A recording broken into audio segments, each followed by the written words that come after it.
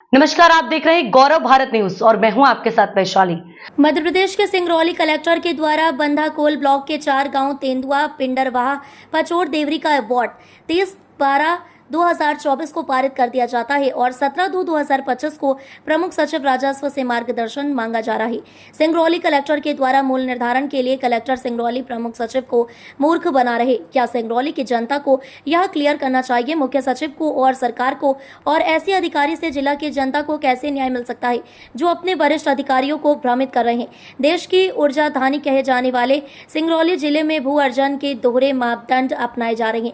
एक ही उद्देश्य के लिए कोयला खनन के लिए आवंटित कोल ब्लॉकों में जहां सरकारी कंपनियों के द्वारा सीबी एक्ट 1957 के तहत भू अर्जन का कार्य किया जा रहा है और प्रतिकर की गणना भू अर्जन अधिनियम 2013 की धारा 26 के तहत किया जा रहा है।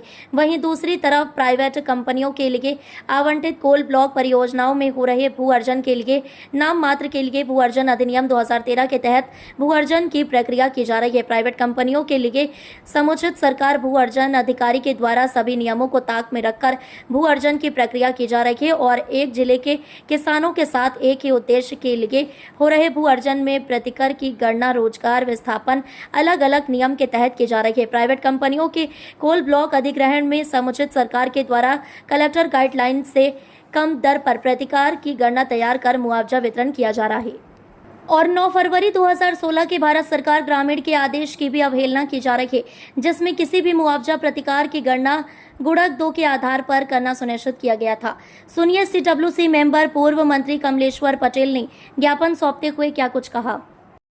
हम लोगों को ऐसा लगता है कि प्रशासन नाम की कानून व्यवस्था नाम की कोई चीज नहीं है, इसलिए एक ज्ञापन भारतीय संविधान पे विश्वास रखते हुए सरकार को और भारत सरकार को चेताने के लिए और जो यहाँ की स्थानीय व्यवस्था है उसको आगाह करने के लिए ये ज्ञापन हम लोग यहाँ के गेट पे रख के जाएंगे और 1 महीने का अल्टीमेटम देके जा रहे हैं। और 1 महीने में जो समस्या जिला स्तर पे समाधान होना है वो समाधान अगर नहीं होता तो कांग्रेस पार्टी के पूरे सब विधायक दल और सारे नेता कांग्रेस पार्टी के यहाँ पर विशाल सभा करेंगे। हजारों 50 हजार से ज्यादा लोग पूरे प्रदेश के लोग यहाँ पर आएंगे। जिस तरह से यहाँ पे किसानों के साथ शोषण हो रहा है, बिना किसी नोटिफिकेशन के, किसी सूचना के गांव में ड्रोन से सर्वे कराया जा रहा है, उनको मुआवजा नहीं दिया गया, खदेड़ दिया गया, घर को बेघर कर दिया गया। आज बहुत सारे अनुसूचित जनजाति के लोग जो शासकीय भूमि पे काबिज थे आज वो खुले में रहने के लिए बेबस है।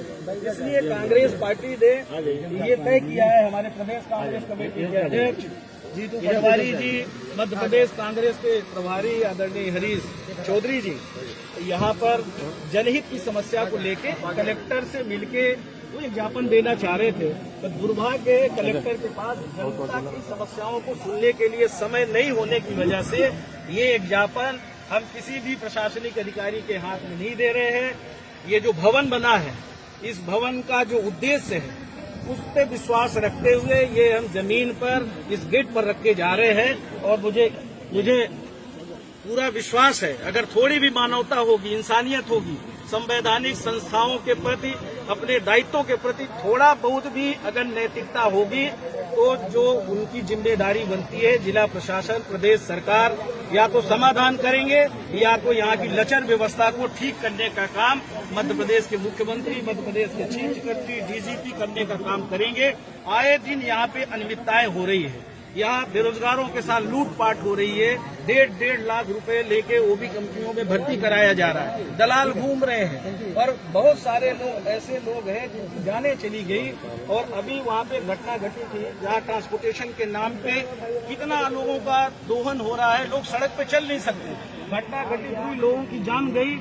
लोगों ने थोड़ा बहुत हो सकता है कि आवेश में गलती कर दी हो, पर पूरे गांव के लोगों के साथ जिस तरह से बेरहमी से मार पिटाई किया और सारे गांव के लोगों को दोषी बना दिया, इसकी हम जितनी भर्त्सना करें ये कम है। जिला प्रशासन अपनी जिम्मेदारी लेने की बजाय बल्कि जनता जनार्दन को परेशान करने का लगातार काम कर रहे हैं। यहाँ पर चाहे मोरवा का विस्थापन हो, 40 किलोमीटर दूर विस्थापित करने का काम कर रहे हैं, जबकि नियमन उनको शहर के आसपास ही विस्थापन करना चाहिए, नगर निगम सीमा में करना चाहिए।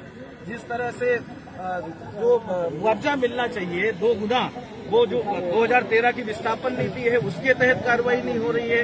हर तरह जिधर भी नजर दौड़ाइए, लोग कोई भी जन सुनवाई में आते हैं, छोटी मोटी समस्याओं को लेके यहाँ कोई सुनवाई नहीं होती। सिर्फ उद्योगपतियों की सुनवाई करने के अलावा यहाँ का जिला प्रशासन इसके अलावा कोई काम नहीं कर रहा है। थाने बिके हुए हैं। जिस तरह से हम लोगों से चर्चा करते हैं, जिस तरह से अपनी यहाँ पे व्यथा व्यक्त करते हैं, तो वो समझ में आता है कि हो क्या रहा है। मध्य प्रदेश के सिंगरौली जिले को क्या अनाज छोड़ दिया प्रदेश सरकार ने? क्या इनको यहाँ के और लगातार यहाँ से जनप्रतिनिधित्व जिसकी सरकार है उन्हीं को यहाँ की जनता चुन के भेज रही है। पर जिस तरह से विस्थापन के नाम पे उजाड़ने का काम कर रहे हैं, उद्योगपतियों को लुटाने का काम कर रहे हैं, उसकी कांग्रेस पार्टी आज उसी को लेके यहाँ पे आंदोलन किया था। कलेक्टर से मिलके हमारे प्रदेश अध्यक्ष, प्रदेश के प्रभारी चर्चा करना चाह रहे थे, पर दुर्भाग्य है कलेक्टर ने 5:15 बजे का समय दिया था, उसके बाद भी कलेक्टर उपलब्ध नहीं हुए। इसलिए आज का जो हमारा मांग पत्र था वो हम जो कलेक्ट्रेट भवन का गेट है जहां बैरिकेड किया हुआ है वहां ये आज हम लोग ज्ञापन दे रहे हैं। और मुझे विश्वास नहीं है वो जिंदाबाद, भ्रष्ट कलेक्टर मुर्दाबाद, मुर्दाबाद, मुर्दाबाद, भ्रष्ट कलेक्टर मुर्दाबाद, मुर्दाबाद, मुर्दाबाद, पटेल जिंदाबाद, जिंदाबाद, जिंदाबाद, पटेल जिंदाबाद, जिंदाबाद, जिंदाबाद, भैया जिंदाबाद, जिंदाबाद, जिंदाबाद, सर भैया जिंदाबाद, जिंदाबाद, जिंदाबाद। कलेक्टर तेरी तानाशाही नहीं चलेगी, नहीं चलेगी। Collector house